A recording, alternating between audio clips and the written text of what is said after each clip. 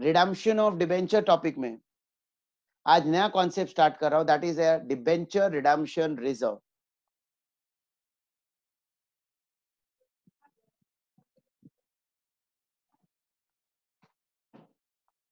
And debenture redemption reserve investment.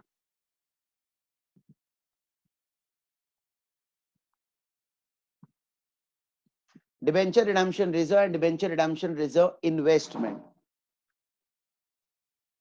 ये होता क्या है? डिबेंचर रिडम्पशन रिजर्व क्या होता है, डिबेंचर रिडम्पशन रिजर्व इन्वेस्टमेंट क्या होता है? तो देखो, जब रिडम्पशन करना होता है, रिडम्पशन करना होता है, तो जिस साल कंपनी डिबेंचर्स का रिडम्पशन करती है, जिस साल कंपनी डिबेंचर्स का रिडम्पशन करती है, उस साल ह्यूज कैश आउटफ्लो होता है। अब अगर इस रिडम्पशन को मैंने प्रॉपरली प्लान नहीं किया, प्रॉपर प्लानिंग के हिसाब से रिडम्पशन नहीं किया, तो जिस साल रिडम्पशन हो रहा है उस साल बिजनेस में कैश क्रंच हो सकता है। There is a chance that company is not in a position to pay salary, to pay rent, because there is a huge cash outflow due to redemption of debenture. It is always advisable, if you want to redeem your debenture, then redeem with proper planning. देखो, आप exam देते हो तो exam देने का दो तरीका है, विथ प्लानिंग, विदाउट प्लानिंग। कौन से तरीके में पास होने की प्रोबेबिलिटी ज्यादा है? विथ प्लानिंग एग्जाम की प्रिपरेशन करोगे तो, या विदाउट प्लानिंग एग्जाम की प्रिपरेशन करोगे तो, किसमें पास होने की प्रोबेबिलिटी ज्यादा है?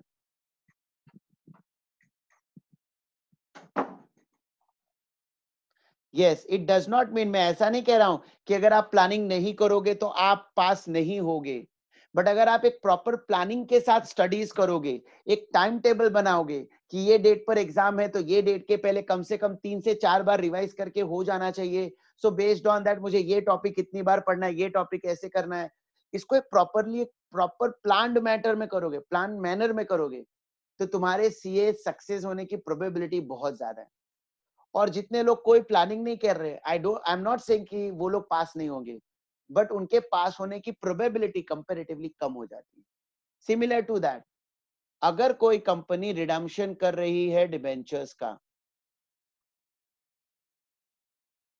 तो कंपनी डिबेंचर रिडीम करते वक्त या तो विद प्लानिंग रिडम्पशन करेगी या विदाउट प्लानिंग। विदाउट प्लानिंग होगा, इट डज नॉट मीन कि मैं ऐसा नहीं कह रहा हूं कि रिडम्पशन वो नहीं कर सकती, बट रिडम्पशन के वक्त जिस पर्टिकुलर ईयर में रिडम्पशन हो रहा है, इट माइट पॉसिबल उस साल बहुत ज्यादा कैश क्रंच हो,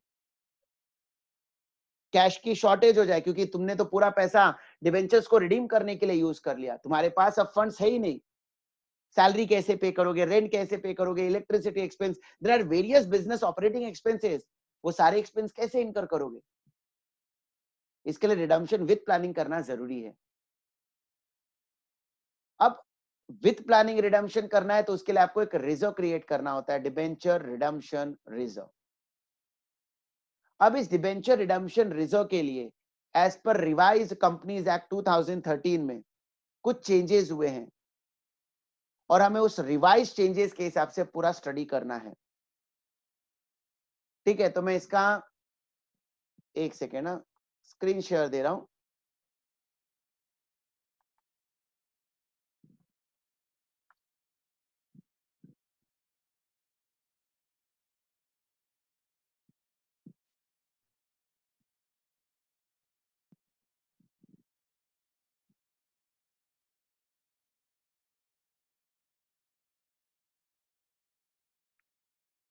yes, debenture redemption reserve, debenture redemption reserve investment.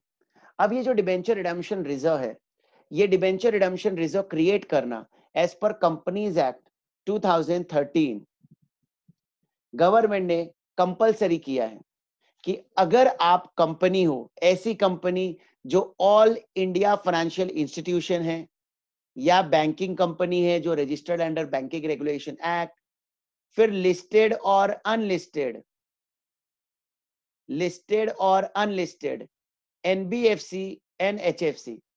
NBFC non banking financial company, HFC housing financial company, या आप अदर लिस्टेड कंपनी है। All Indian financial institution, banking company, listed or unlisted NBFC, HFC and other listed company.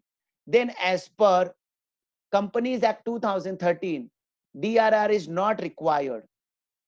Not required मतलब as per the provision of Companies Act 2013, it is not compulsory to maintain DRR. It is not compulsory.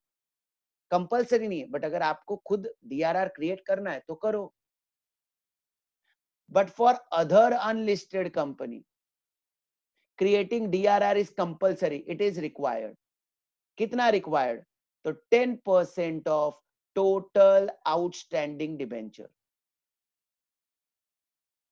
10% of total outstanding debenture. Government का क्या मानना है? देखो, जो listed company है, जो banking company है, वो लोग जब रिडम्पशन करेंगे तो बाय डिफॉल्ट मुझे स्ट्रेस लेने की जरूरत नहीं, वो प्लान करेंगे, वो अपने बारे में सोचेंगे. लेकिन अनलिस्टेड कंपनी का मार्केट में बहुत ज्यादा कंप्लेन आता है. अनलिस्टेड है, रजिस्टर्ड नहीं है, उसके stock exchange shares stock exchange में रजिस्टर्ड नहीं है. ऐसी अनलिस्टेड कंपनी को कंपनीज एक्ट में कंट्रोल करने के लिए एक प्रोविजन बनाया गया कि ऐसी अनलिस्टेड कंपनी अगर डिबेंचर रिडीम करेगी तो रिडम्पशन के पहले उसे डिबेंचर रिडम्पशन रिजर्व क्रिएट करना ही पड़ेगा. कितना क्रिएट करना पड़ेगा? उसका टोटल जितना डिबेंचर है उसका 10% उसे रिजर्व क्रिएट करना पड़ेगा. Debenture redemption reserve is required. तो आप ऐसे याद रख लेना, ये जो कंपनी का नाम है ना, उसे ऐसे याद रख लेना, ए बी अब, इसमें एच और ओ हो और एन नहीं. अब हो नहीं सकता, ऐसे यहां पर इनके लिए ऐसे याद रखना, इनके लिए अब डीआरआर हो नहीं सकता. अब हो नहीं सकता. ए बी एच ओ और एन, ये ऐसी ऑर्गेनाइजेशन है जिनके लिए DRR is not required. A, all Indian financial institution. B, banking company. H, housing financial company, whether they are listed or unlisted. O, other listed company. And last N, that is NBFC, whether they are listed or unlisted. इनके लिए DRR is not required. बाकी सारी other unlisted company के लिए DRR is must create करना ही पड़ेगा. मतलब तुमको पूछ नहीं रहे कि प्लानिंग करो, कंपलसरी अप्लाई कर दे रहे, तुमको प्लानिंग करना ही पड़ेगा. For other unlisted company compulsory DRR create करना पड़ता है 10%. Is it clear? चलो पहले इतना लिखते हैं, और किसी को डाउट है तो पूछो. रिडम्पशन ऑफ डिबेंचर टॉपिक ही हम कर रहे हैं, उसके आगे का कॉन्सेप्ट कर रहे हैं अब हम. DRR.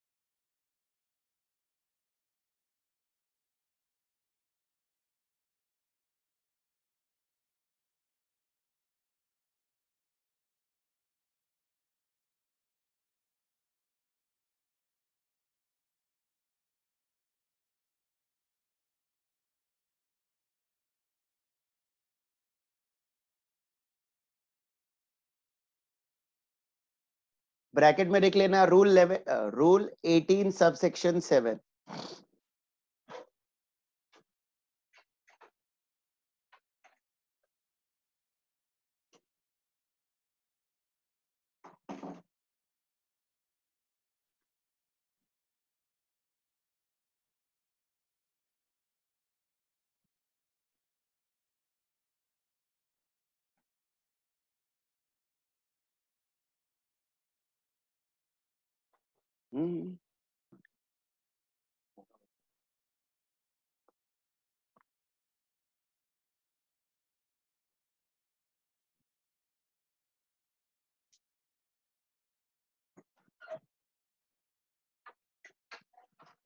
कुछ डाउट है पूछो यहां तक।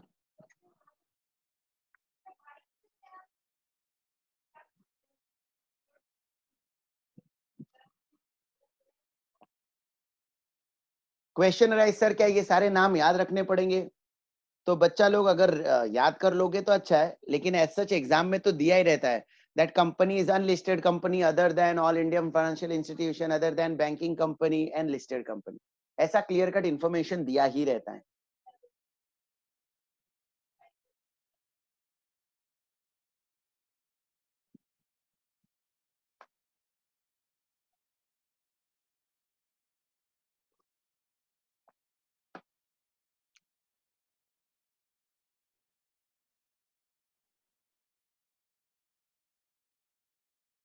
बाकी सबका भी लिख कर हो गया?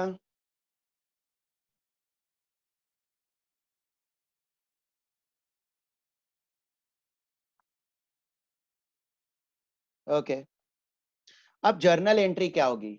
अगर किसी को डीआरआर क्रिएट करना है तो जर्नल एंट्री क्या होगी? सो बच्चा लोग DRR debenture redemption reserve is created out of divisible profit, it is created out of revenue profit. For that entry will be divisible profit account debit, divisible profit account debit to DRR account। तो उसके नीचे arrow करके लिख लो journal entry divisible profit account debit to debenture redemption reserve account, divisible profit account debit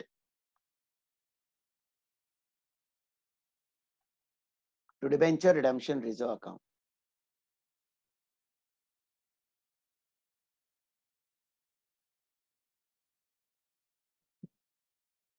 अब इसको अच्छे से समझने के लिए ना बच्चा लोग हम लोग 5-6 एग्जाम्पल लेंगे। मतलब ये कॉन्सेप्ट अगर समझ में आ जाएगा ना तो अब इसके आगे के हम फटाफट जाएंगे, लेकिन अगर ये कॉन्सेप्ट ही नहीं समझेगा तो हम बार बार हर सब में कंफ्यूज होंगे कि करना क्या है। तो इसके लिए ना हम 4-5 छोटे छोटे एग्जाम्पल लेंगे। पहला छोटा एग्जाम्पल इतना लिखो, सिर्फ इतना छोटा सा example. Unlisted company 10% debenture is 20 lakh और लिखो नीचे DRR required amount question mark question mark question mark.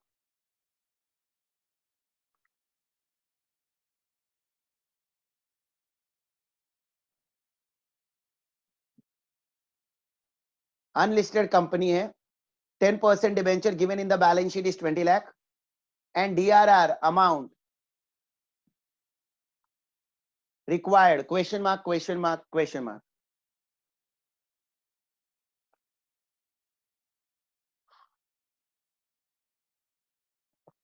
सोचकर बताओ डीआरआर रिक्वायर्ड है या नहीं? तो पढ़ते ही माइंड में आना चाहिए कंपनी कौन सी है, अनलिस्टेड। तो यस डीआरआर रिक्वायर्ड। तो कितना रिक्वायर्ड?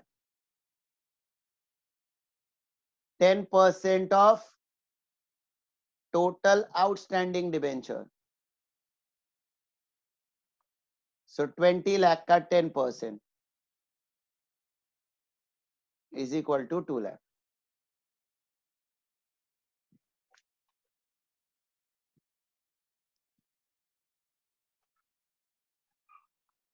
सो अगर आपके क्वेश्चन में बैलेंस शीट दिया है और बैलेंस शीट में डिबेंचर्स तो दिया है बट डिबेंचर रिडम्पशन रिजर्व नहीं दिया है, डिबेंचर्स तो दिया है 20 लाख का बट डिबेंचर रिडम्पशन रिजर्व नहीं दिया है, तो आपके माइंड में आना चाहिए ओके इस सम में हमें डीआरआर क्रिएट करना पड़ेगा, इस सम में हमें डीआरआर क्रिएट करना पड़ेगा, ऐसा माइंड में आना चाहिए। सर इसके पहले जितने सम किए थे क्यों नहीं किया, वो मैं अभी उसका रीजन दूंगा ना। कहीं कहीं किसी किसी सम में रिक्वायर्ड ही नहीं था और कहीं कहीं पर रिक्वायर्ड था, बट मैंने सिंस ये कॉन्सेप्ट नहीं कराया था तो तब मैंने इस पर्टिकुलर एंट्री को वहां पर नहीं करवाया था। अब जहां पर चाहिए होगा मैं उस पर्टिकुलर सॉल्यूशन में जाकर आपको बोल दूंगा ये एंट्री लिख लो। ठीक है, चलो देखते हैं। पहला एग्जांपल लिख लिया सबने?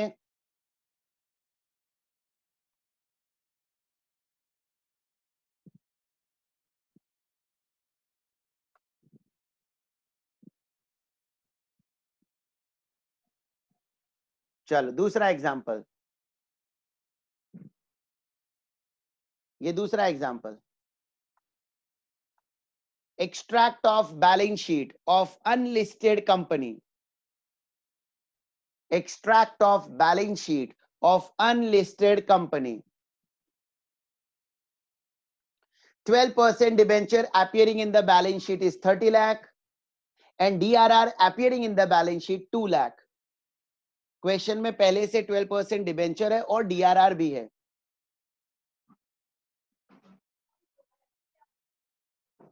और फिर आगे लिखना calculate amount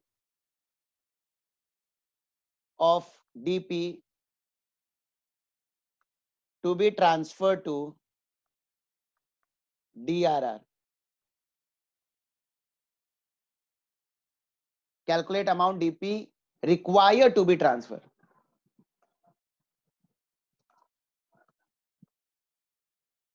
Calculate amount of divisible profit required to be transferred to DRR. Required to be transferred to DRR.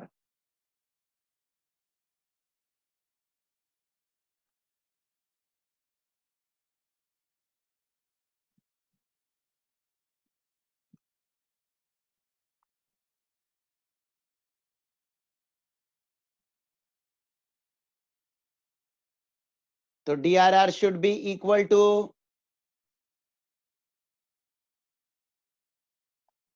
10% of total outstanding debenture.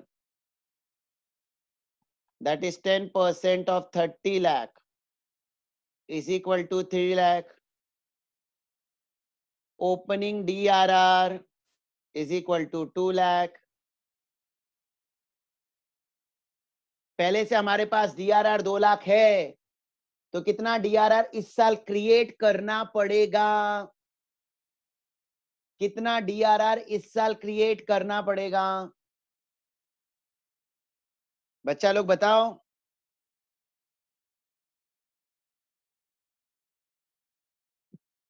1 lakh.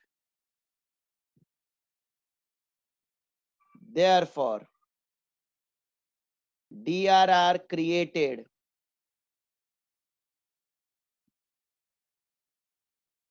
for the year is equal to 1 lakh.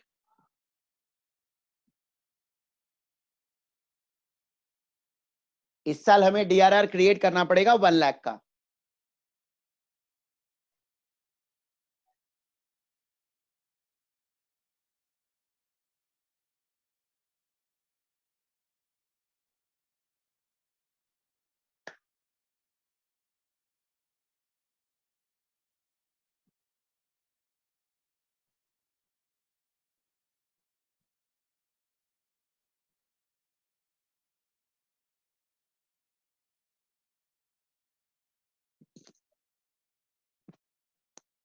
हो गया लिखकर?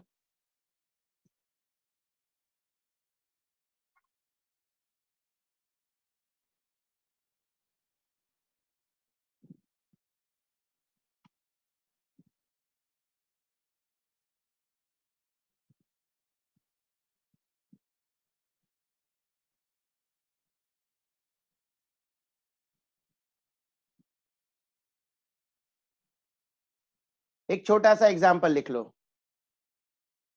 Third,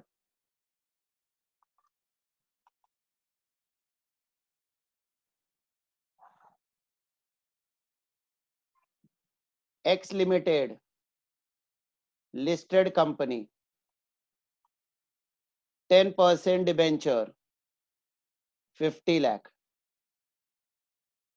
calculate amount of DRR required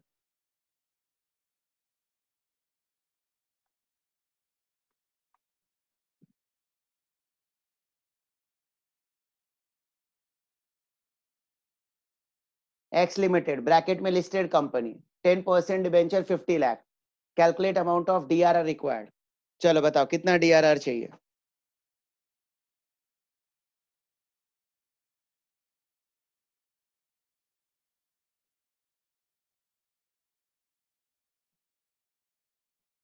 very good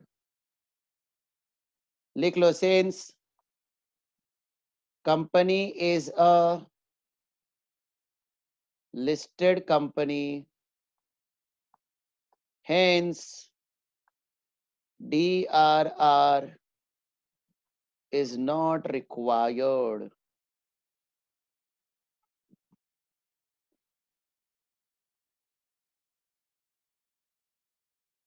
तो ऐसी company के balance sheet में DRR नहीं होगा तो चलेगा आप खुद टीआरआर फिर क्रिएट मत करना अनलिस्टेड कंपनी होगा तो डीआरआर क्रिएट होगा लिस्टेड कंपनी होगा तो डीआरआर क्रिएट करने की जरूरत नहीं है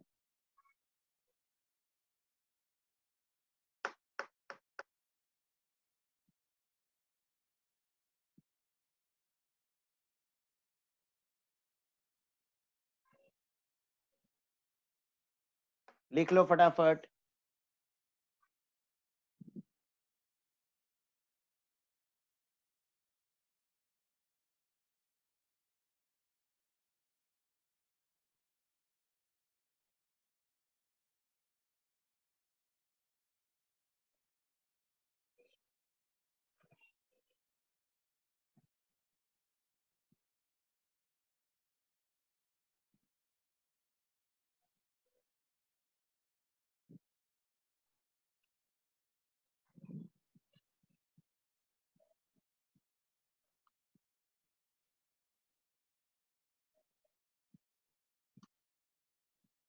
नेक्स्ट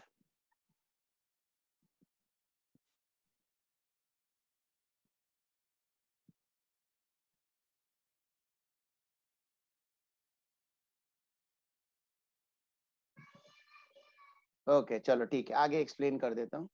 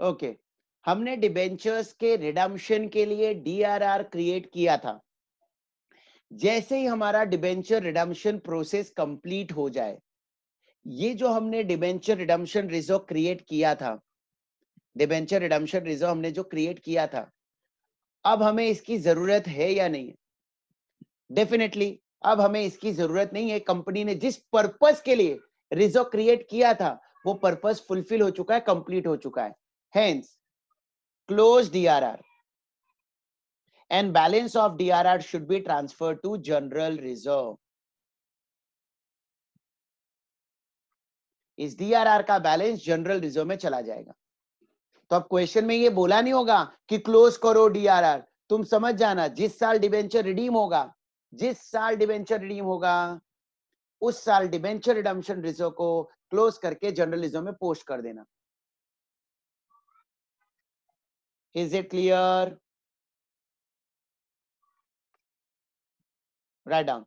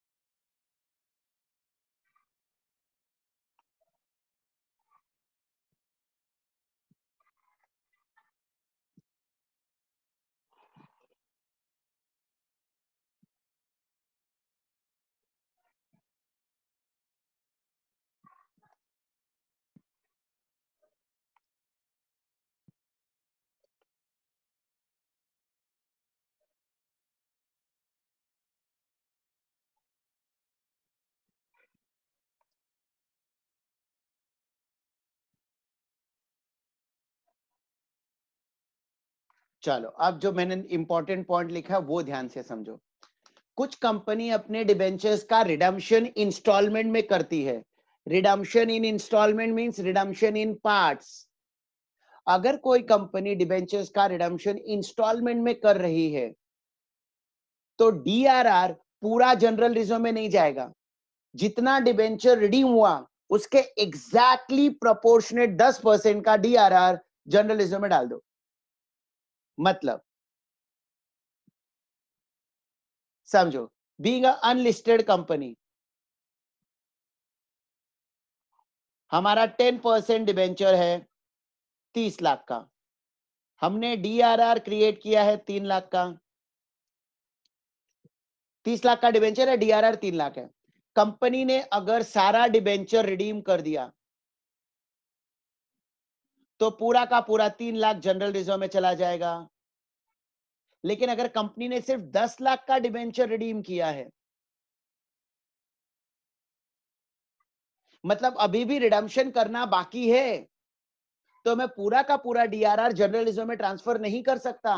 मुझे अभी भी डीआरआर रखने की जरूरत है। तो क्वेश्चन अराइज, कितना डीआरआर ट्रांसफर करेंगे?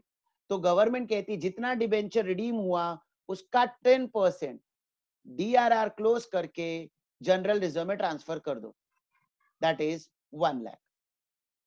मतलब after redemption of 10 lakh debenture, remaining debenture will be 20 lakh and remaining DRR will be 2 lakh. Proportionately debenture और डीआरआर पैरेलल चलेगा। डिबेंचर जितना होगा उसका 10% डीआरआर, डिबेंचर कम तो डीआरआर कम। जिस प्रोपोर्शनेट में डिबेंचर है उसका 10% डीआरआर हमेशा होना चाहिए। डिबेंचर रिडीम हुआ तो उतना प्रोपोर्शनेटली डीआरआर को ट्रांसफर कर दो जनरल रिजर्व में।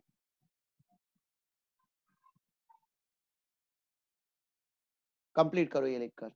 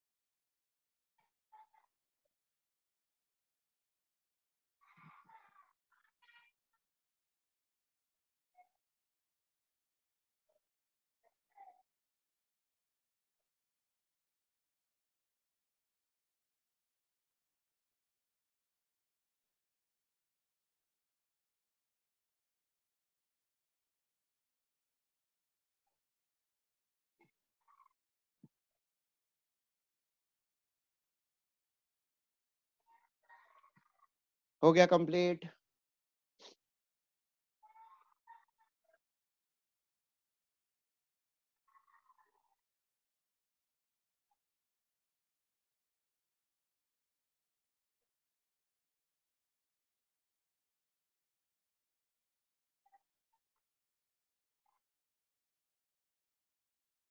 उसका एंट्री उसके नीचे लिख लेना, DRR account debit to general reserve. वहां पर एंट्री भी लिख लेना, DRR account debit to general reserve.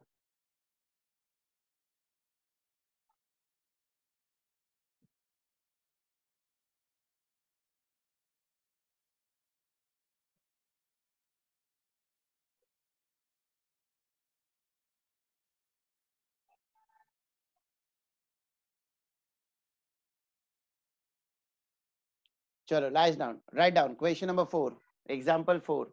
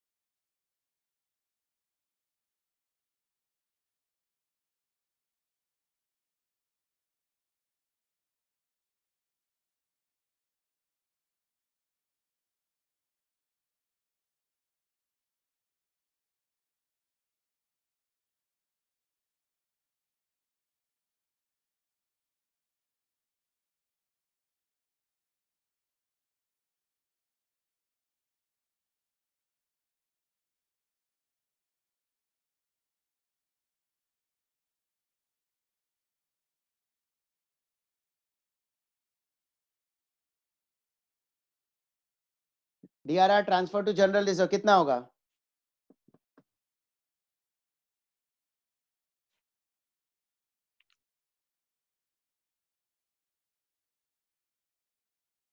कितना DRR जनरल रिजर्व में जाएगा?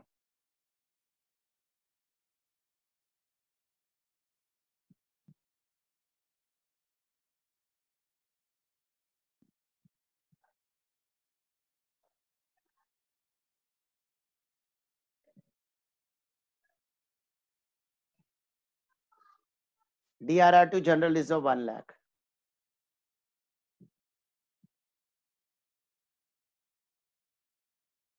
चलो अब ये अच्छा क्वेश्चन,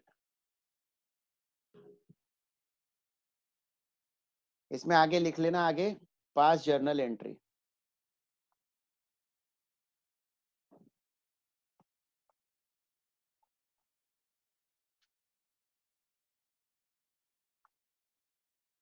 एग्जाम्पल 4, अनलिस्टेड कंपनी, उसका एक्सट्रैक्ट ऑफ बैलेंस शीट दिया है।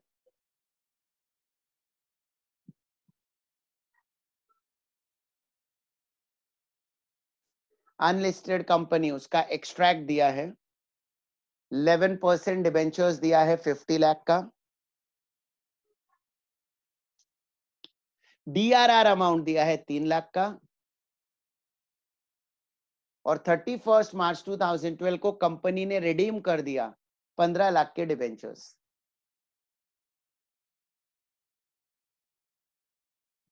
एक्सट्रैक्ट ऑफ बैलेंस शीट का ये डेट है और रिडम्पशन का डेट 31 मार्च है। आपको बोला है पास जर्नल एंट्री।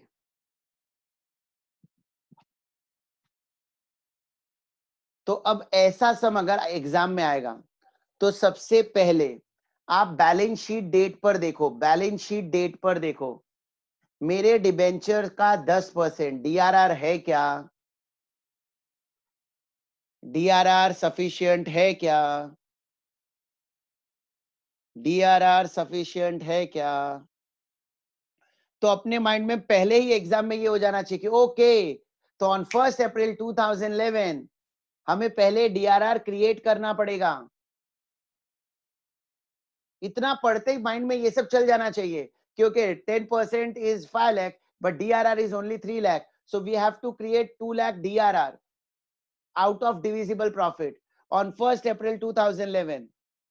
तो एंट्री होनी चाहिए profit and loss account debit to DRR on 1 April 2011। चलो लिखो solution. 1 April 2011 for creating DRR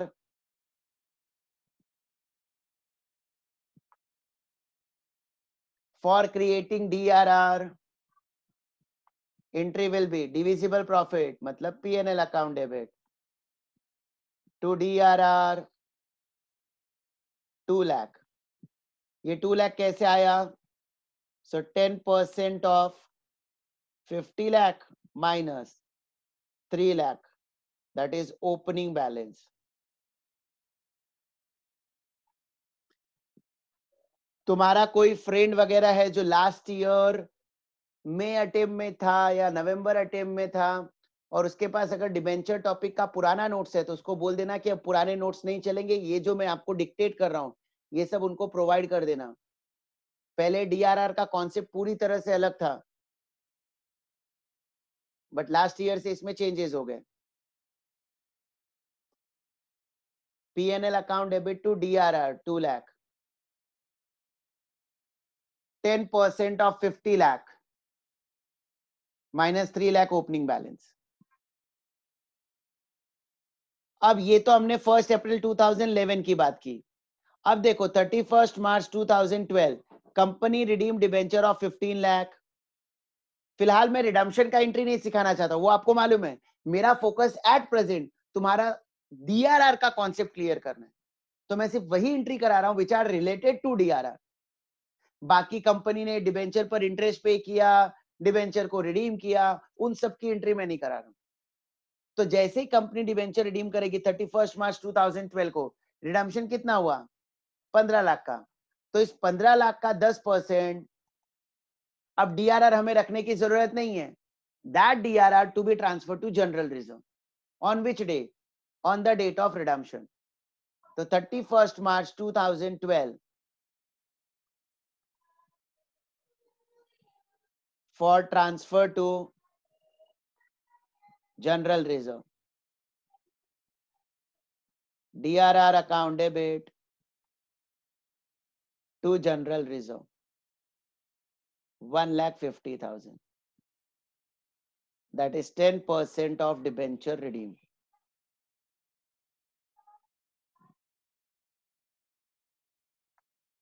तो सर अगर इस साल 1,50,000 जनरल रिजर्व में ट्रांसफर करना था तो स्टार्टिंग में 2 लाख क्रिएट क्यों किया?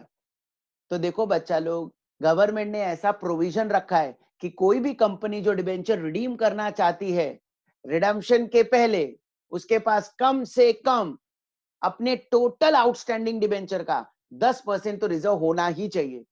तो सर अगर मैंने इससे ज्यादा रिजर्व क्रिएट किया तो चलेगा क्या? चलेगा ना बच्चा, ये तो मिनिमम रिक्वायरमेंट है।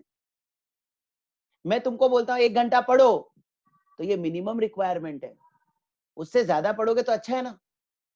तो ये हम लीगल प्रोविजन बता रहे कि कोई भी कंपनी को कम से कम इतना तो रिजर्व क्रिएट करना ही पड़ेगा। इससे ज्यादा रिजर्व क्रिएट करेगा तो अच्छी बात है। और जिस साल रिडम्पशन हो जाएगा, रिडम्पशन के बाद जितना रिडीम हुआ उसका 10% जनरल रिजर्व में चला जाएगा।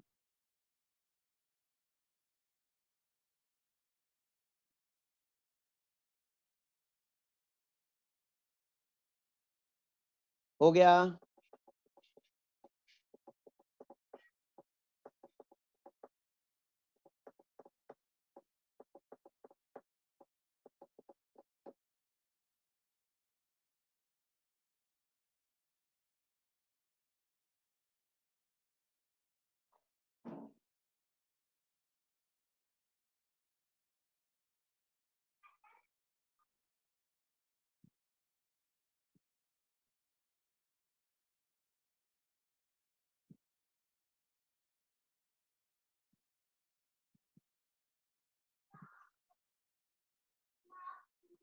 चलो अब अपना एक कॉन्सेप्ट खत्म हुआ, अब हम दूसरे कॉन्सेप्ट पर आते हैं।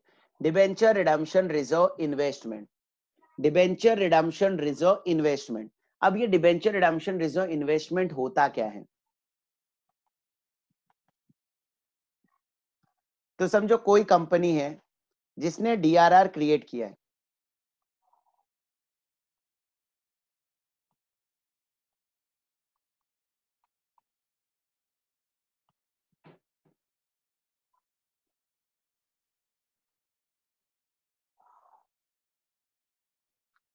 डिबेंचर्स के लिए उन्होंने डीआरआर क्रिएट किया हुआ है, मतलब उन्होंने लीगल प्रोविजन के हिसाब से रिजर्व तो क्रिएट कर दिया है।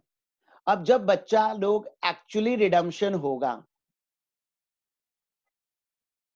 तो कैश का आउटफ्लो होगा, और अगर कैश का आउटफ्लो होगा, कैश का आउटफ्लो होगा, देन इन दैट केस हम वापस उसी प्रॉब्लम में अटक गए। हमारा कैश कम हो रहा है, और अगर मेरा कैश कम हो रहा है तो वापस उस साल में मैं प्रॉब्लम में आ जाऊंगा जिस साल एक्चुअली रिडम्पशन होगा। शायद मैं उस साल वर्कर को सैलरी पे नहीं कर पाऊंगा, शायद मैं रेंट नहीं पे कर पाऊंगा, क्योंकि कैश क्रंच हो जाएगा, कैश का शॉर्टेज हो जाएगा।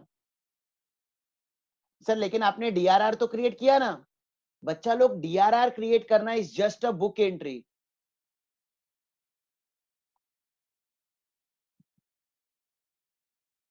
It is just a book entry. अगर आपको एक्चुअल प्रॉपर प्लानिंग करना है तो जितना आप डीआरआर क्रिएट करते हो, जितना आप रिजर्व क्रिएट करते हो, उसके बराबर का अमाउंट बिजनेस के बाहर इन्वेस्ट कर दो। हर साल आप रिजर्व क्रिएट करो और रिजर्व के बराबर इन्वेस्टमेंट परचेज करो। सर कुछ समझ में नहीं आ रहा आप जो बोल रहे हो अब। तो बच्चा लोग चलो मैं आपको एक क्वेश्चन पूछता हूं, आप मुझे बताओ सोचकर, मैंने 10 लाख का प्रॉफिट किया ड्यूरिंग द ईयर। 10 लाख का प्रॉफिट हुआ, बिजनेस करके 10 लाख का प्रॉफिट हुआ, profit of rupees 10 lakh. It means मेरे पास कैश 10 लाख रुपए है क्या? दैट इज माय क्वेश्चन, सोचकर बताओ।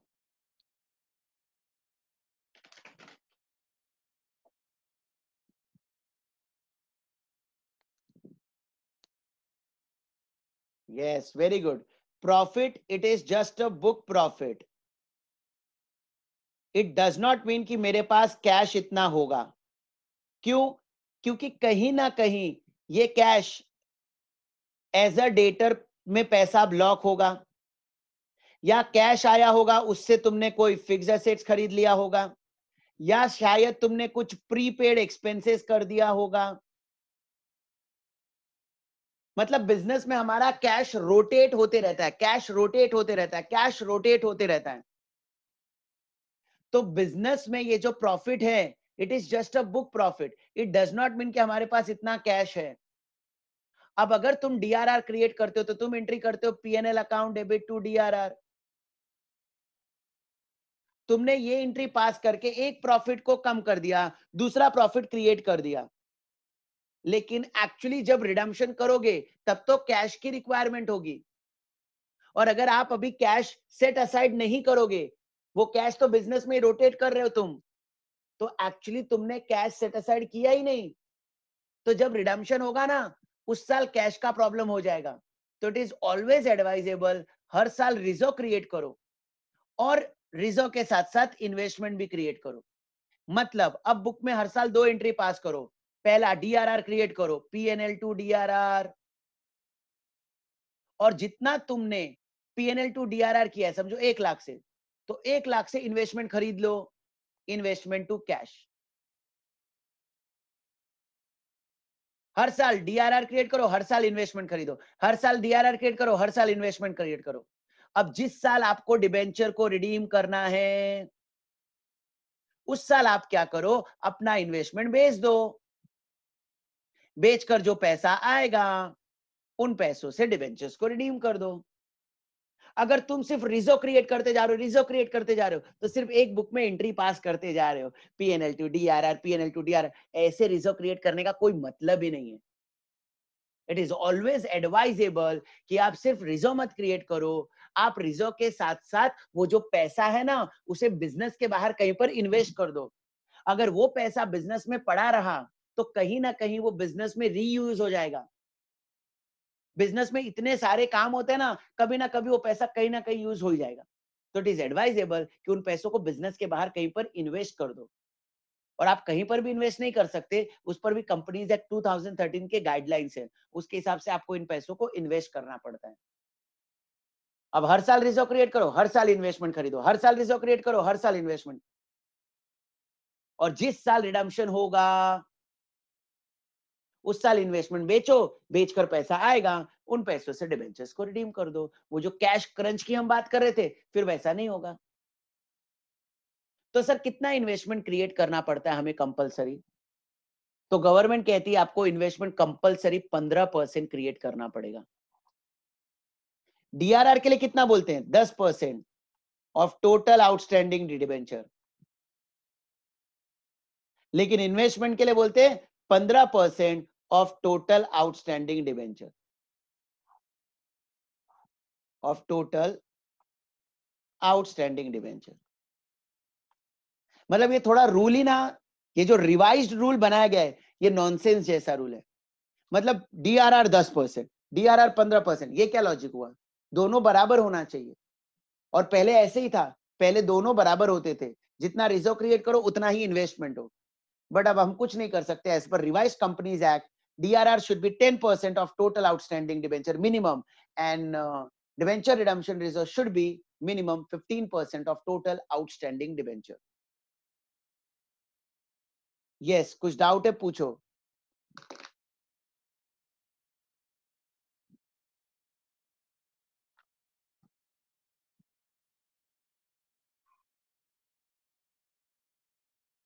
Any doubt?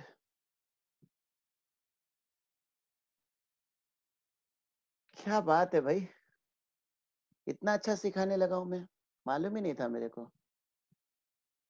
चलो ठीक है। अपने को क्या है, अपने को तो खाली पानी निकालना है, लिख लो।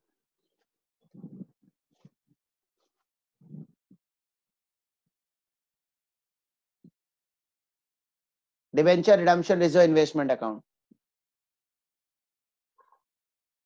अब मैंने आपको बताया था डीआरआर किसके लिए जरूरी है? सिर्फ अनलिस्टेड कंपनी के लिए। But debenture redemption reserve investment is applicable to all company, whether the company is listed company और unlisted company, whether the company is listed company or company is unlisted company.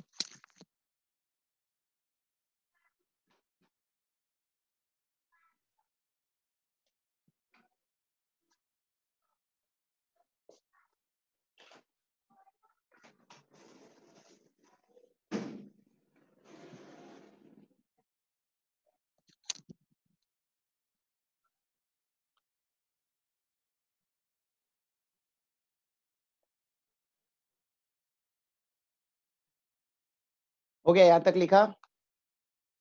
Debenture redemption reserve investment rule 18(7),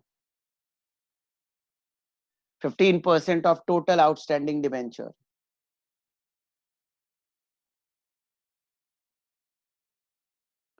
so DRRI जब purchase करेंगे entry होगा debenture redemption reserve investment account debit to bank account.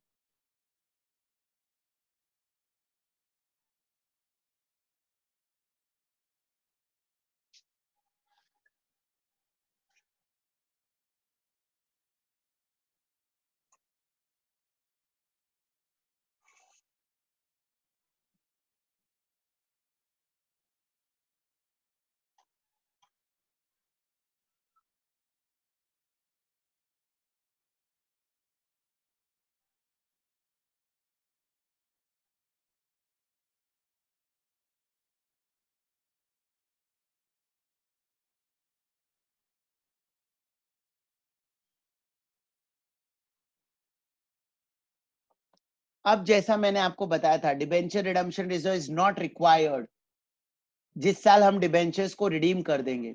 ऐसे ही जिस साल आप अपने debentures को redeem करोगे उस साल आप अपना इन्वेस्टमेंट बेच दोगे। जिस साल आप डिबेंचर्स को रिडीम करोगे, रिडम्पशन करने से पहले आप अपना DRRI बेच दोगे। पहले कितना डिबेंचर रिडम्पशन रिजर्व इन्वेस्टमेंट बेचेंगे सर? अगर सारा डिबेंचर रिडीम हुआ, ऑल डिबेंचर्स रिडीम, तो सारा इन्वेस्टमेंट बेच दो। All debenture redemption reserve should be sold out.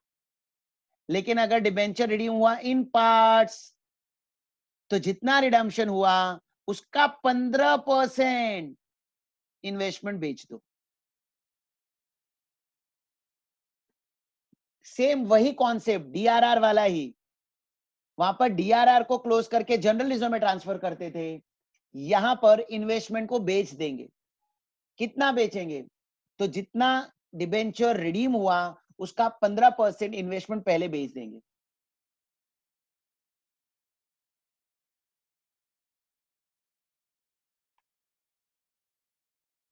Write down, important point.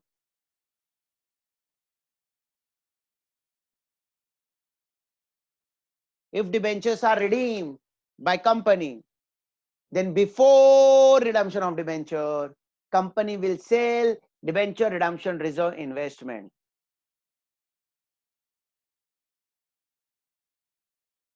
तो सेल ऑफ DRR की एंट्री आएगी, DRRI की bank account debit to debenture redemption reserve investment account. But if debentures are redeemed in installment, then amount of DRR sold will be equal to 15% of debenture redeemed.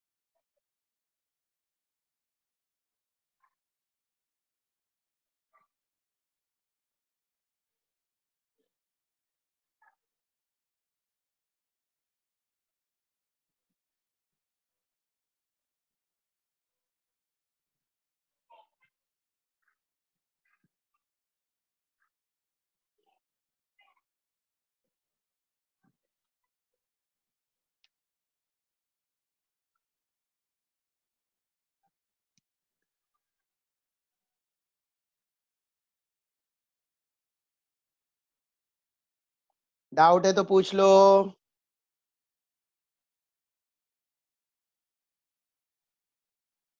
अरे शर्माना छोड़ डाल, doubt दिल का पूछ डाल, आजू बाजू मस्त देख, डाउट अपना पूछ डाल। पूछ ले पूछ ले पूछ ले, पैसा दिया है पूछ ले।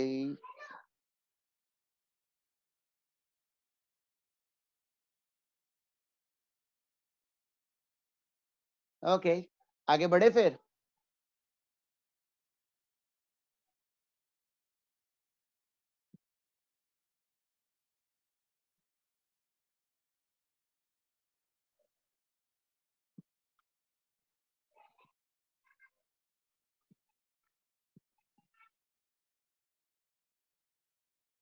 अब हम ये एक ऐसा सम करेंगे जिसमें सारी एंट्रीज करेंगे।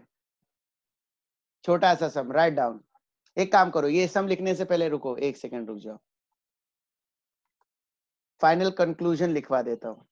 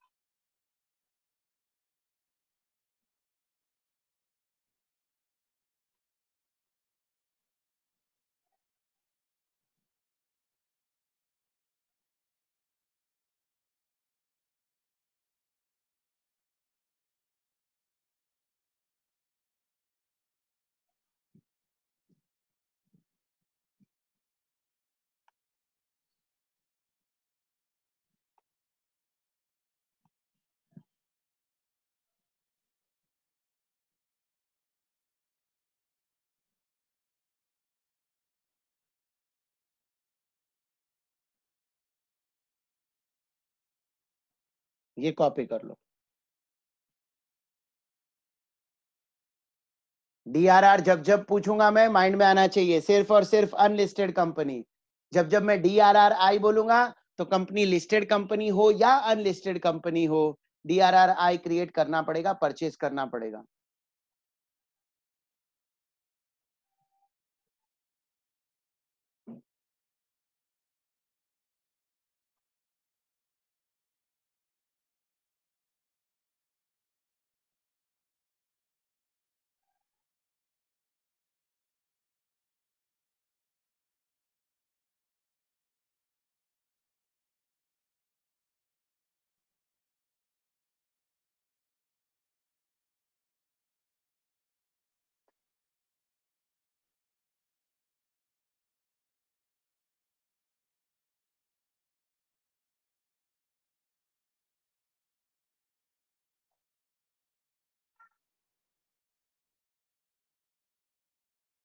क्वेश्चन,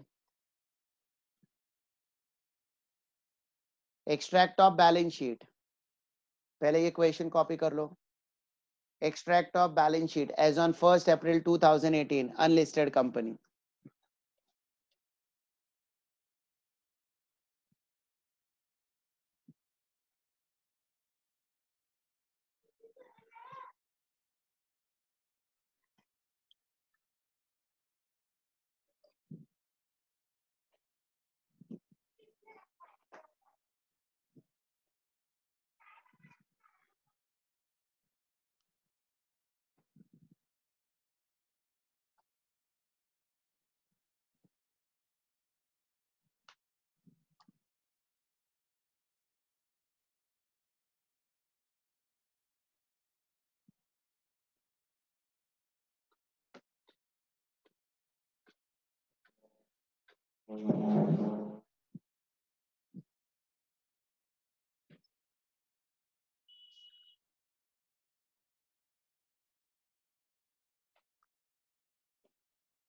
सो जर्नल एंट्री इसका हम साथ में करते हैं। एक्सट्रैक्ट ऑफ बैलेंस शीट दिया आपको 1 अप्रैल 2018 का, और कंपनी अनलिस्टेड कंपनी है। बच्चा लोग जैसे ही आप पढ़ोगे ना अनलिस्टेड कंपनी, माइंड में आना चाहिए डीआरआर भी मांगता है, डीआरआर भी मांगता है। ये माइंड में पहले ही आ जाना चाहिए कि डीआरआर भी चाहिए, डीआरआर भी चाहिए, दोनों रिक्वायर्ड है। 12% डिबेंचर 40 लाख है, तो इसका कम से कम 10% डीआरआर होना चाहिए, बट सफिशिएंट नहीं है। तो आपको ये क्वेश्चन पढ़ते माइंड में क्लियर होना चाहिए, हमें पहला डीआरआर क्रिएट करना पड़ेगा, सेकेंड डीआरआर आई, यहां पर इन्वेस्टमेंट है, वो गलती से डीआरआर लिखा है, यहां पर लिखना डीआरआर इन्वेस्टमेंट। तो 12% डिबेंचर का 15% इन्वेस्टमेंट होना चाहिए, मतलब 6 लाख होना चाहिए, बट है कितना, 4 लाख। तो डीआरआर भी सफिशिएंट नहीं है, तो आपको डिबेंचर रिडम्पशन रिजर्व इन्वेस्टमेंट भी खरीदना पड़ेगा। कितने से खरीदना पड़ेगा, 2 लाख से। 4 लाख है, 2 लाख का और खरीदो। On 31st March 2019 company redeem 12% debenture of ₹20 lakh. सारा डिबेंचर रिडीम नहीं हुआ, सिर्फ 20 लाख का रिडीम हुआ। पास journal entry for the year ended March 2019। चलो साथ में करेंगे।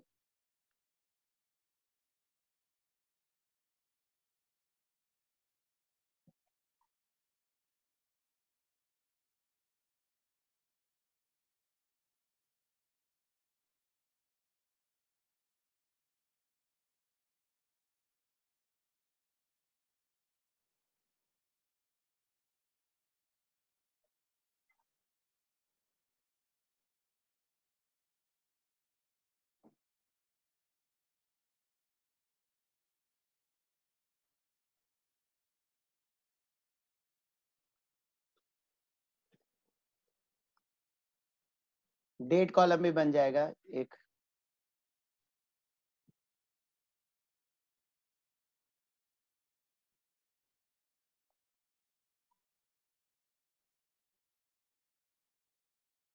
यस, क्वेश्चन में डेट क्या दिया था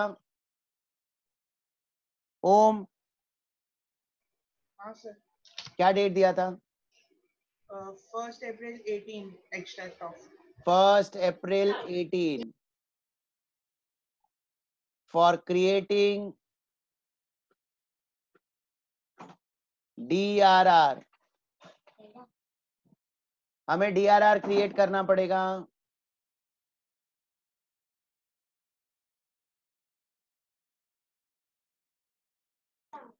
DRR क्रिएट करना है। It is always created out of divisible profit, और क्वेश्चन में अगर कुछ बोला नहीं तो always assume profit and loss तो होगा ही होगा। Entry P&L account debit to DRR, P&L account debit to DRR, 10% of 40 lakh minus opening balance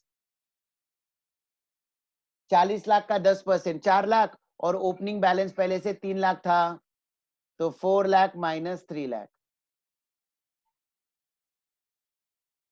1 lakh का DRR क्रिएट करेंगे।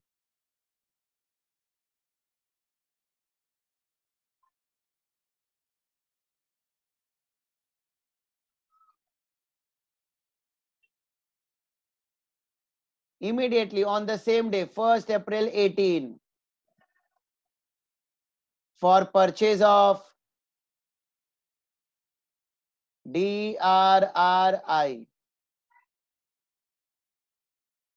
for purchase of debenture redemption reserve investment, investment खरीदना है, entry debenture redemption reserve investment account debit to bank account. Exam में कहीं पर भी नहीं दिया होगा कि ये सब करो, क्वेश्चन पढ़ते ही माइंड में ये सब आना चाहिए, क्योंकि ये रिजर्व भी क्रिएट करना है, इन्वेस्टमेंट भी परचेस करना है। कितना? 15% of 40 lakh minus opening balance, तो 6 लाख माइनस पहले से 4 लाख इन्वेस्टमेंट था, तो 2 लाख का परचेस करेंगे।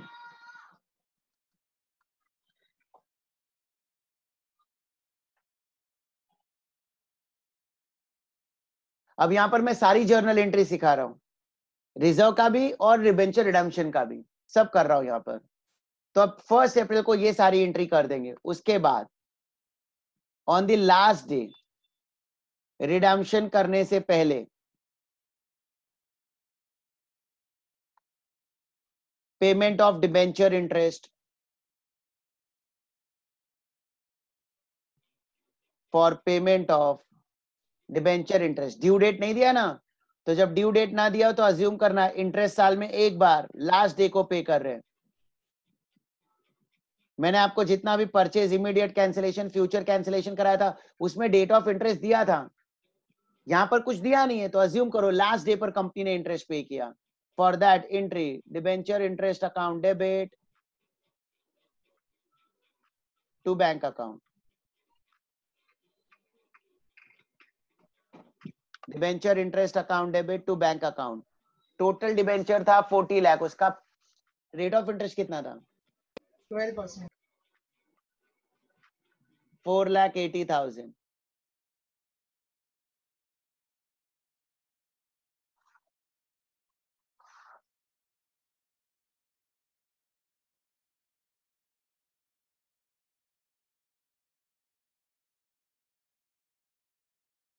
अब डिबेंचर रिडीम करना है तो पहले inform,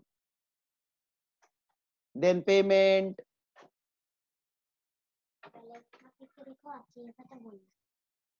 on 31st March 2019 inform to debenture holder, sorry अभी देखो redemption, wait wait, 31st March आ गया है। मैंने आपको अभी क्या लिखा था नोट में? Before redeeming the debenture, before redeeming the debenture हमें इन्वेस्टमेंट बेचना पड़ेगा।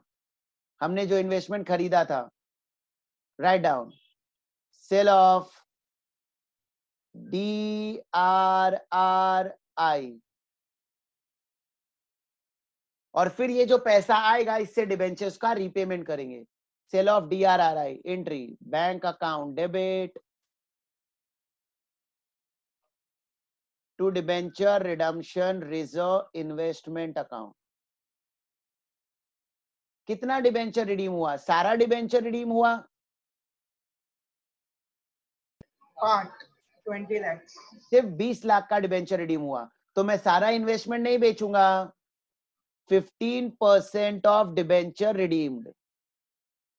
जितना डिबेंचर रिडीम हुआ उसका 15% इन्वेस्टमेंट बेचूंगा.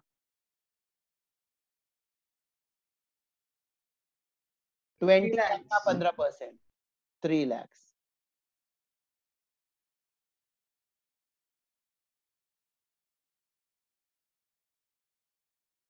अब इन्फॉर्म करूंगा.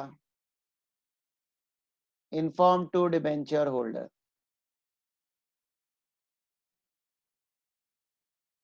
%12 debenture account debit to debenture holder account.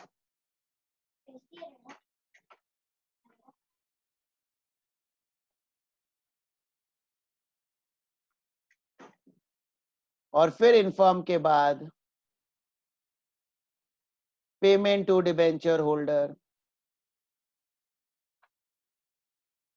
Debenture holder account debit to bank account.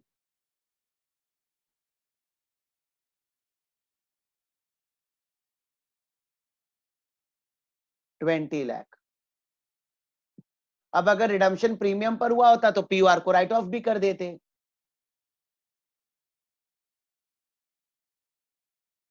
इसके बाद डीआरआर को ट्रांसफर करेंगे to general reserve. Entry for that DRR account debit to general reserve. अब इसका अमाउंट आप सोचोगे.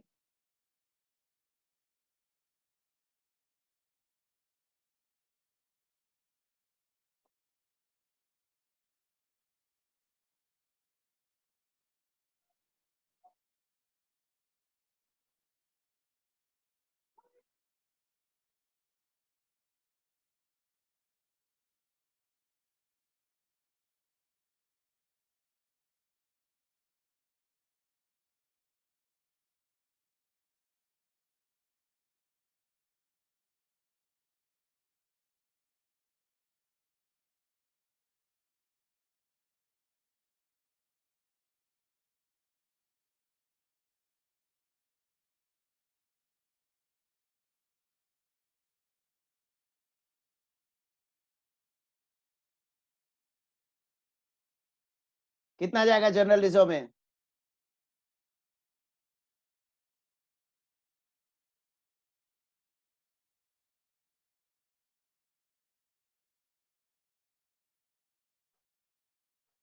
Very good.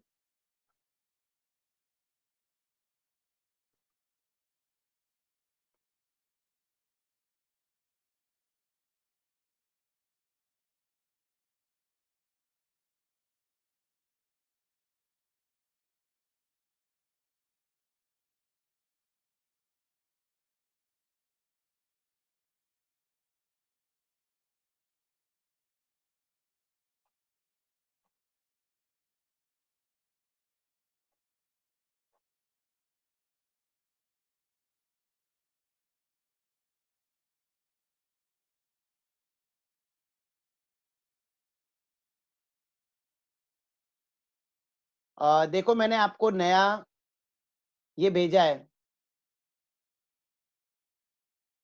नया PDF file भेजा है.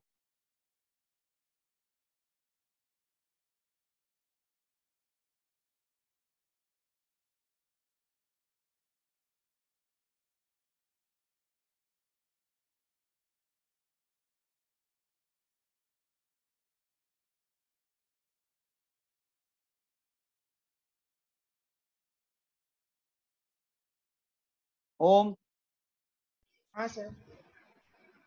क्वेश्चन नंबर 1 मैंने करा दिया था. एक मिनट सर, चेक कर.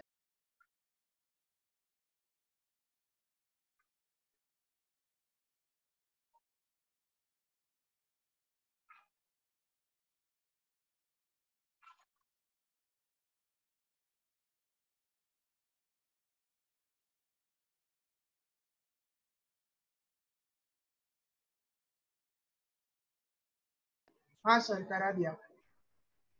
ओके, क्वेश्चन 2 भी करा दिया मेरे ख्याल से। हाँ करा दिया शायद, एक मिनट है सर। हाँ सर, करा दिया, 2 भी करा दिया। 4 भी करा दिया है।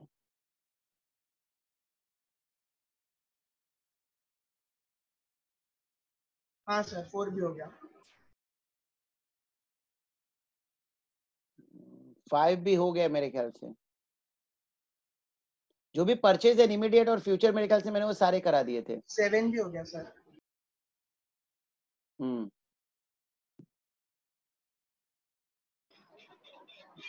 अब ये क्वेश्चन नंबर 8 रिवाइज, इसमें भी गलती से आ गया है। नए पीडीएफ में जो क्वेश्चन नंबर 8 है ना, इसमें मुझे मॉडिफिकेशन कराना पड़ेगा या तो।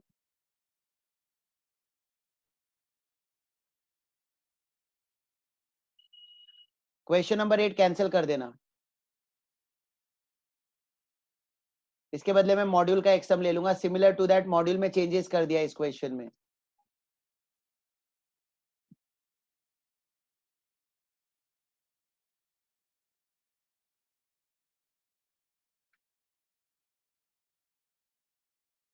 ओके,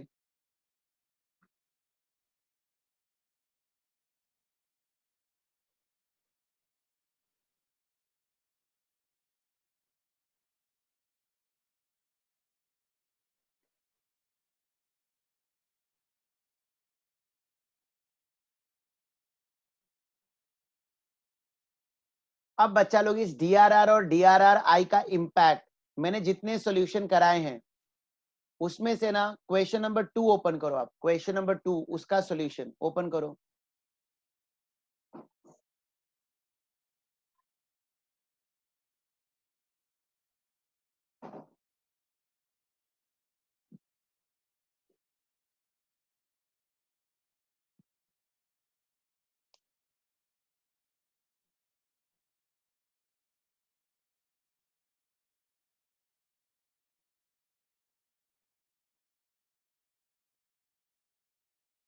नहीं, अभी ये जो मैंने नया पीडीएफ फाइल भेजा इसमें क्वेश्चंस चेंज किए हैं मैंने,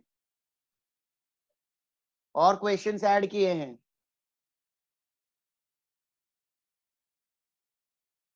और पुराना जब मैंने दिया था तो मैंने आपको बोला था कि इसका पीडीएफ फाइल अभी पूरी तरह से बना नहीं है, तो मैं पुराना ही भेज रहा हूं।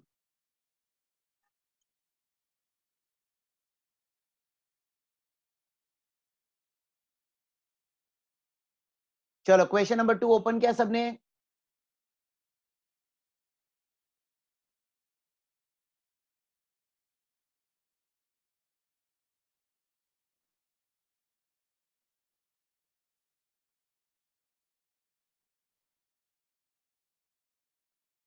ओके, अब इस क्वेश्चन में Libra limited recently made a public issue.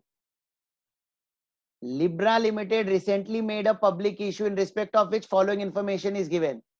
Question में कितना डिबेंचर इशू किया उसका डिटेल वगैरह दिया हुआ है। अब देखो ये जो लिब्रा लिमिटेड, सॉरी, ये जो लिब्रा लिमिटेड है इसने पब्लिक इशू किया, मतलब ये लिस्टेड कंपनी है। और अगर ये लिस्टेड कंपनी है इट मींस इसे debenture redemption reserve investment create करना पड़ेगा। कितना debenture redemption reserve investment create करना पड़ेगा? 15% of total outstanding debenture. DRRI create करना पड़ेगा 15% ऑफ टोटल आउटस्टैंडिंग डिबेंचर। जब मैंने आपको पहले लेक्चर में ये वाला सम कराया था तब डीआरआर का कॉन्सेप्ट हुआ नहीं था।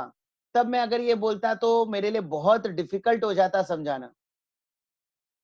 अब सिंस मैंने आपको डीआरआर-आई डिटेल में सिखा दिया है, डीआरआर-आई डिटेल में सिखा दिया है, तो आपको क्वेश्चन अब एग्जाम में पढ़ते क्लिक होना चाहिए कि ये कंपनी लिस्टेड कंपनी है।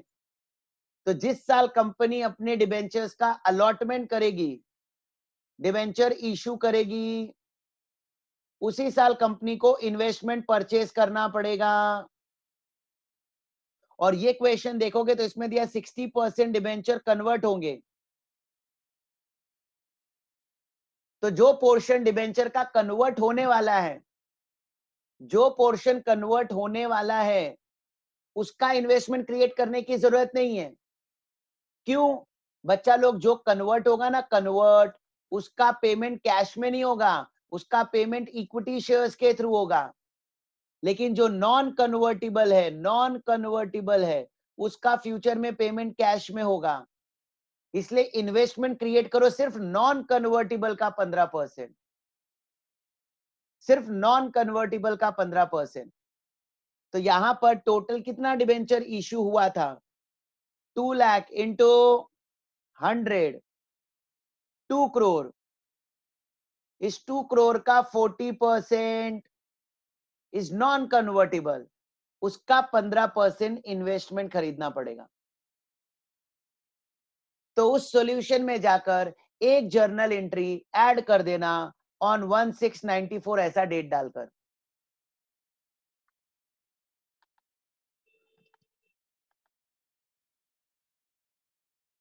One 694 for purchase of debenture redemption reserve investment, for purchase of debenture redemption reserve investment entry, debenture redemption reserve investment account debit to bank account, 2 crore into 40%, that is non convertible portion। जो convertible portion है उसका DRR create करने की जरूरत ही नहीं है, उसका investment purchase करने की जरूरत ही नहीं है।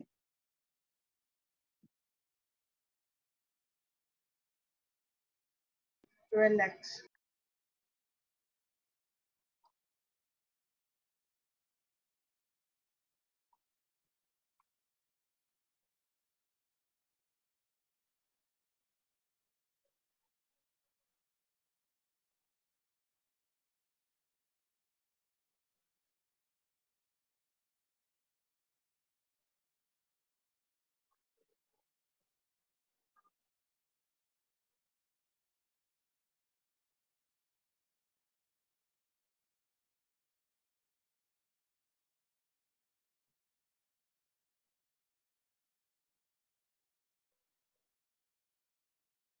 आप लोगों ने प्रिंट आउट निकाल लिया था क्या डिबेंचर टॉपिक का?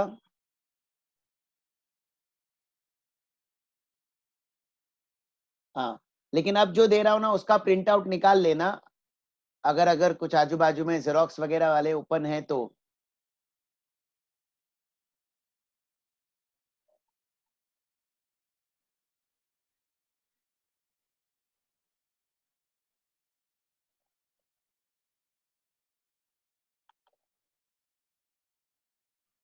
क्योंकि सारे क्वेश्चंस में ना, अब ये जो पुराने क्वेश्चंस है ना, मुझे इसमें थोड़े मॉडिफिकेशंस कराने पड़ेंगे। क्वेश्चन नंबर 1 में थोड़ा चेंजेस कराना पड़ेगा। तो वो जब आप प्रिंट आउट ले लोगे तब मैं उसमें वो पॉइंट ऐड करा दूंगा।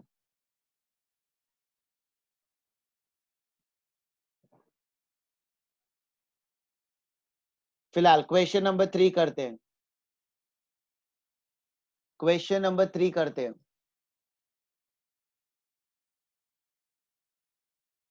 चलो देखो इंफॉर्मेशन क्या दिया है।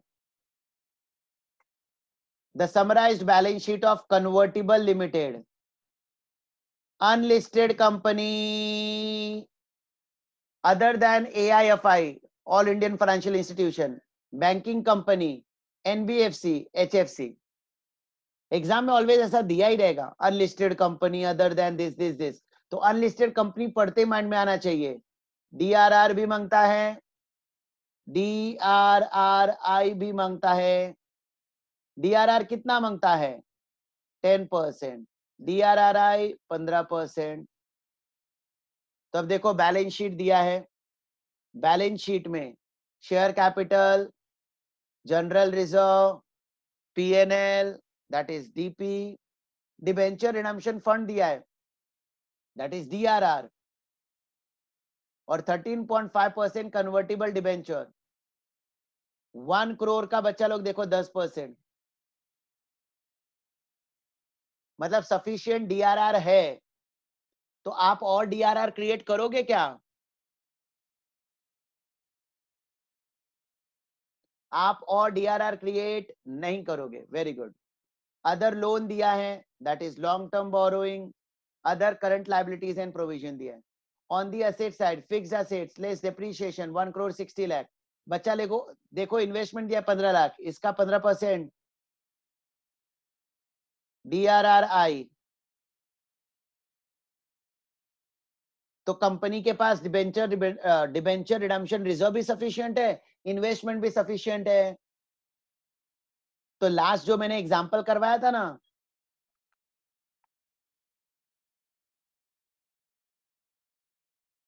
ये पहला 2 एंट्री मैं नहीं करवाऊंगा, क्योंकि सफिशिएंट डीआरआर है और सफिशिएंट डीआरआर आई है।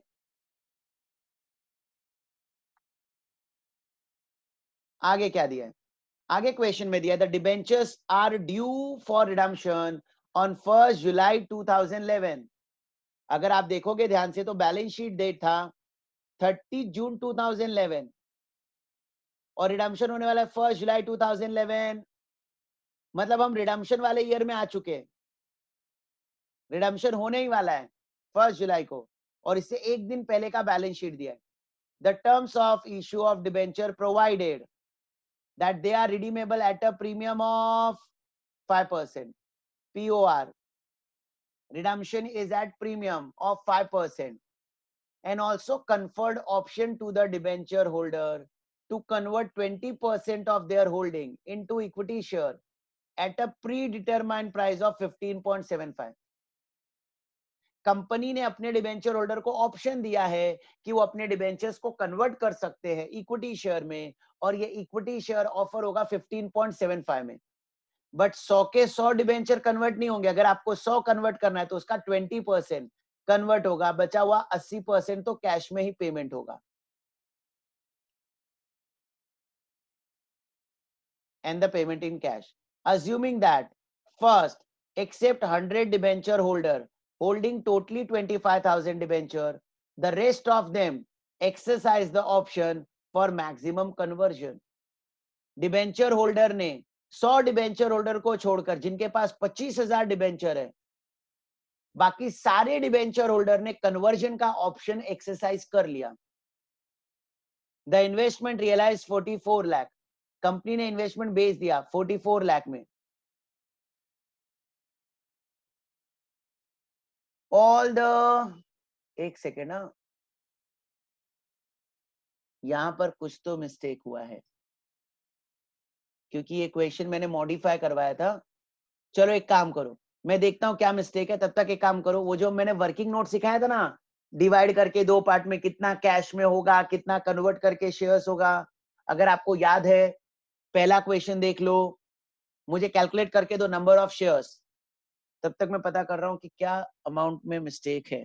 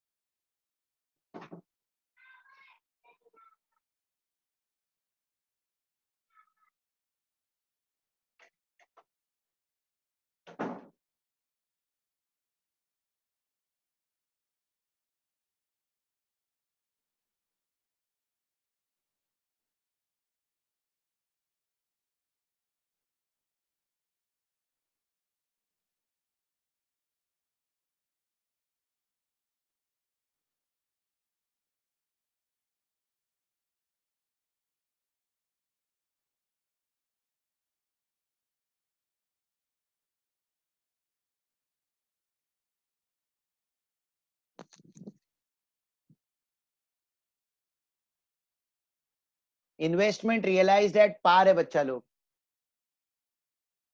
इन्वेस्टमेंट रियलाइज 44 लाख नहीं, इन्वेस्टमेंट रियलाइज्ड एट पार.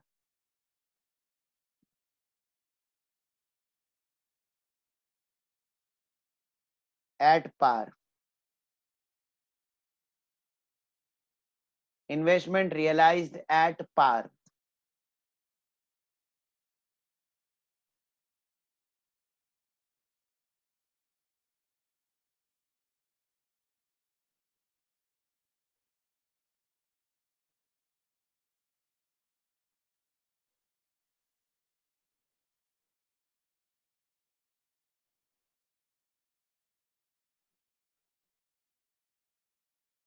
इसका भी अभी प्रिंट आउट मत लेना, मैं इसमें भी मॉडिफाई करवा देता हूँ अली सर से, फिर बाद में तुमको दूंगा.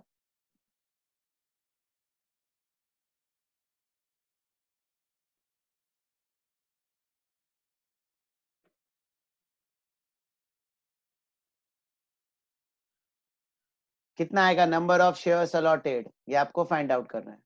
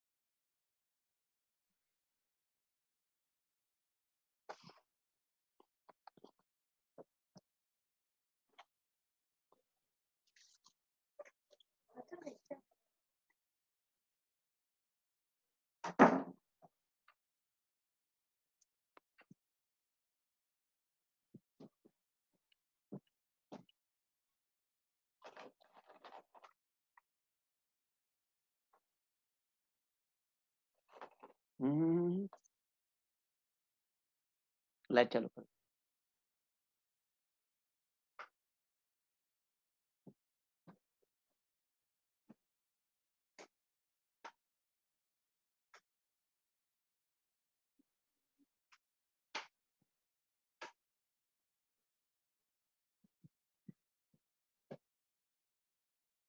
$1 lakh share is the right answer.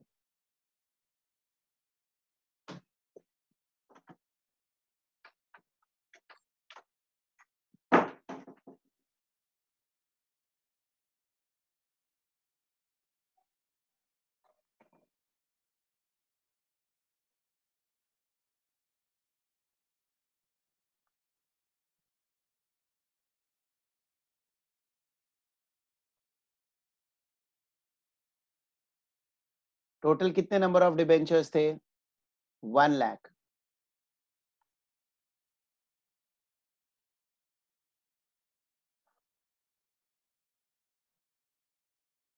Option not taken. Option taken. So 25,000 debenture holder ने ऑप्शन नहीं लिया. ये 25,000 को 105 प्रीमियम के साथ 25,000 to 105 कितना हो रहा है? 25,000 to 105 26,25,000. ये 26,25,000 का पेमेंट कैश में कर देंगे. Payment in cash.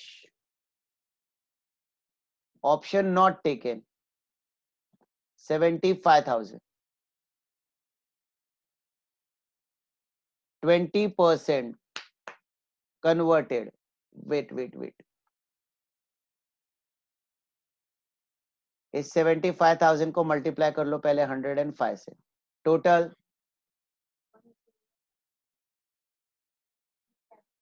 78,75,000.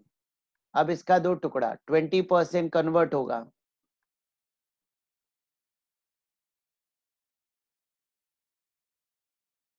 %80 not converted. उनका पेमेंट कैश में होगा. बैलेंस पेड इन कैश, तो 78,75,000 का 20%, 15,75,000।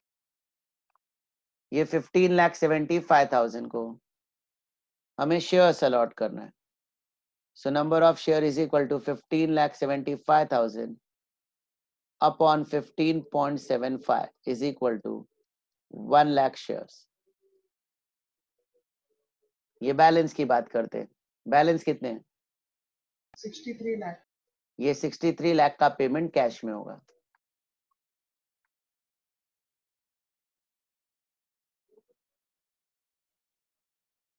ओके, स्टार्ट करते हैं। जर्नल एंट्री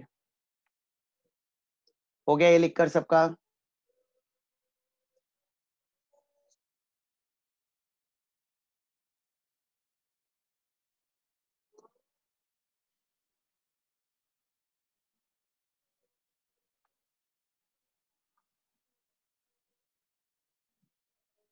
जर्नल एंट्री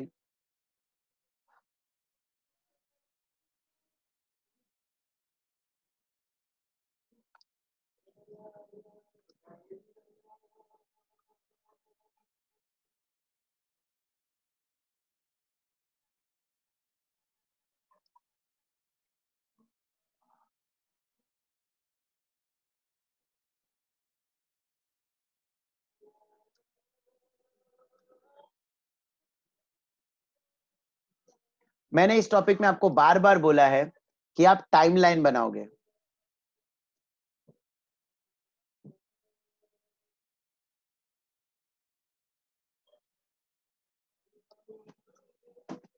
तो अगर मैं टाइमलाइन की बात करूं तो हमें क्या क्या करना है, उसके लिए हमें पूरे साल का अकाउंटिंग नहीं करना है। हमें डायरेक्टली 30 जून का बैलेंस शीट दिया है और हमें रिडम्पशन करना है। अभी आप ये लिखना नहीं, मैं सिर्फ समझा रहा हूं। हमें रिडम्पशन करना है 1 जुलाई को, मतलब नेक्स्ट डे। तो 30 जून को बैलेंस शीट में आउटस्टैंडिंग इंटरेस्ट है क्या? नहीं है सर। नहीं है, मतलब ऑलरेडी कंपनी ने 30 जून तक का सारा इंटरेस्ट पे कर दिया है। डीआरआर सफिशिएंट है या नहीं है? है सर। तो हमें डीआरआर क्रिएट करने की भी जरूरत नहीं है 30 जून को। क्या debenture redemption reserve investment sufficient है? हाँ। तो हमें रिजर्व इन्वेस्टमेंट परचेज करने की भी जरूरत नहीं है। तो सीधा 1 जुलाई को हम पहले इन्वेस्टमेंट बेचेंगे, सेल ऑफ DRRI, फिर डिबेंचर्स को रिडीम करेंगे और फिर DRR को क्लोज करके जनरल रिजर्व में ट्रांसफर कर देंगे। हमें ये सारा करना है अकाउंटिंग। और जब मैं रिडीम करता हूं ना, तो रिडम्पशन के वक्त माइंड में 3 एंट्री आनी चाहिए। Inform payment writing of POR, inform payment writing of POR।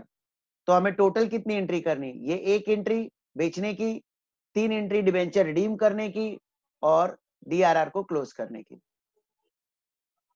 1 जुलाई को।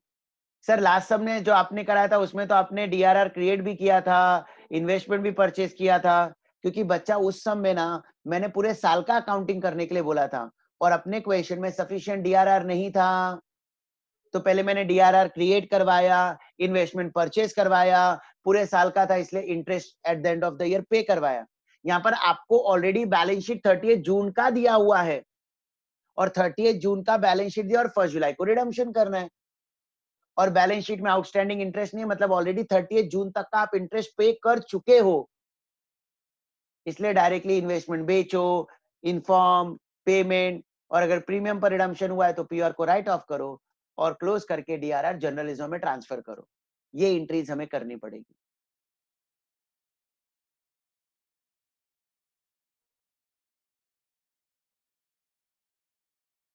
चलो एंट्री फर्स्ट,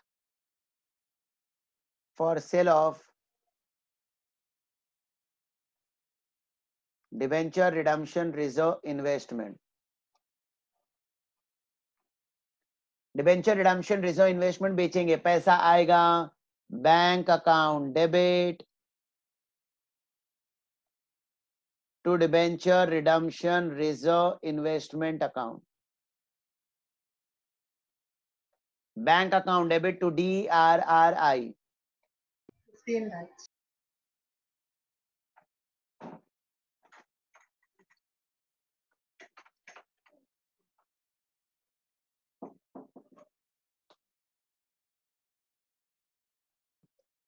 सेकेंड, अब डिवेंचर रिडीम करना है तो इन्फॉर्म करेंगे, inform to debenture holder. Debenture का रिडम्पशन प्रीमियम पर हो रहा है, परसेंट ऑफ डिवेंचर क्या है? 13.5.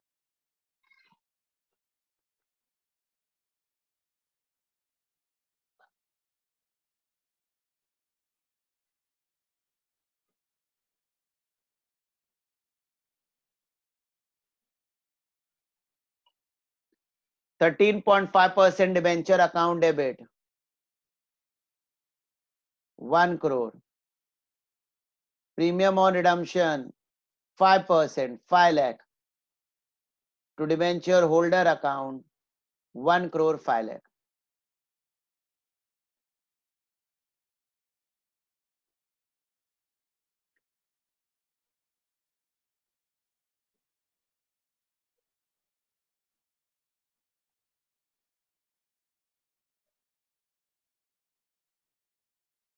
Payment to debenture holder.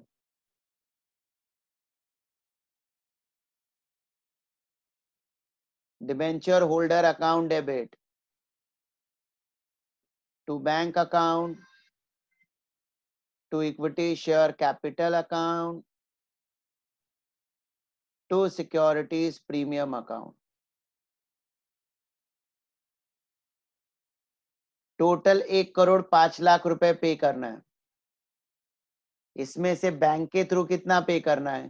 तो 26,25,000 प्लस 63 लाख, 89,50,000।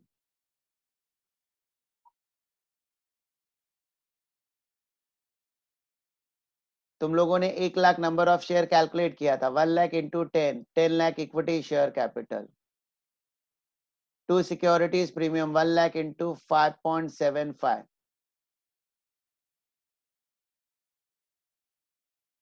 5,75,000। कुछ कैलकुलेशन अमाउंट में कुछ मिस्टेक है क्या? देखो सर वो 89,25,000 है, 50,000 नहीं है। 89,25,000।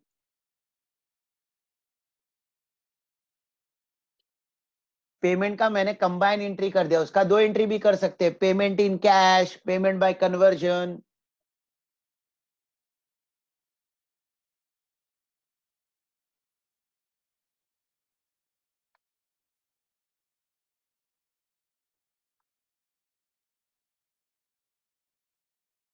Writing off POR, divisible profit account debit to POR. तो अपने पास पीएनएल है,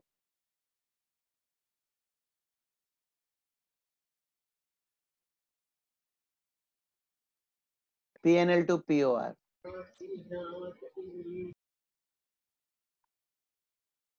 एक सेकेंड से क्या हो गया, कुछ बोल रहे हो? लास्ट में क्लोज डीआरआर, सिंस सारे डिबेंचर रिडीम हो गए, हम सारा का सारा डीआरआर जनरल रिजर्व में ट्रांसफर कर देंगे। DRR account debit to general reserve account. कितना था डीआरआर?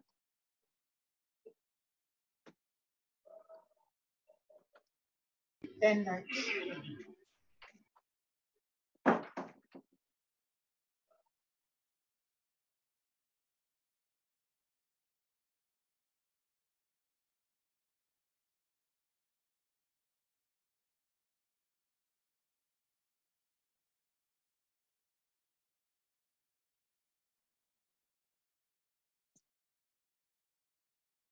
ना वैसे क्वेश्चन में पूछा क्या है? Redraft the balance sheet as on 1st July 2001 after giving effect to the redemption. Show your calculation in respect of number of equity share to be allotted. वो हम ऑलरेडी कर चुके हैं. बैलेंस शीट बनाते हैं फटाफट.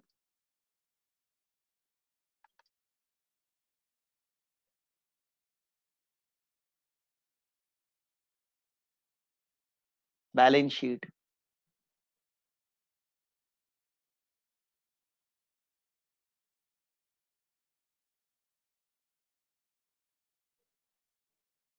सॉल्यूशन आपने बना लिया तो मैं क्वेश्चन सामने रख रहा हूं. पुराना बैलेंस शीट देखने का, journal entry, plus minus plus minus.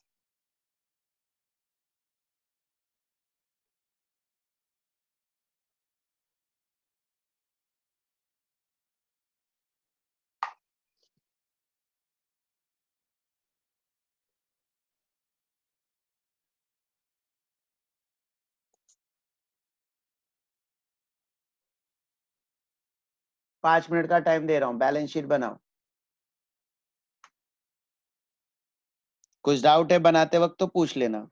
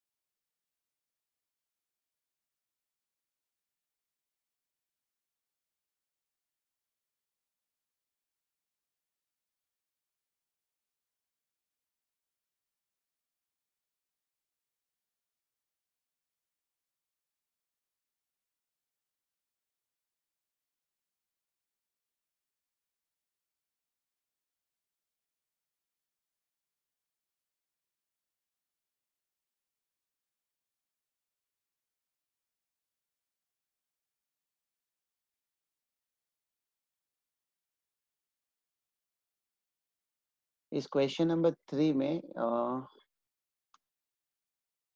Point number 2 में चेंजेस करना है. इन्वेस्टमेंट रियलाइज, हाँ पॉइंट 2.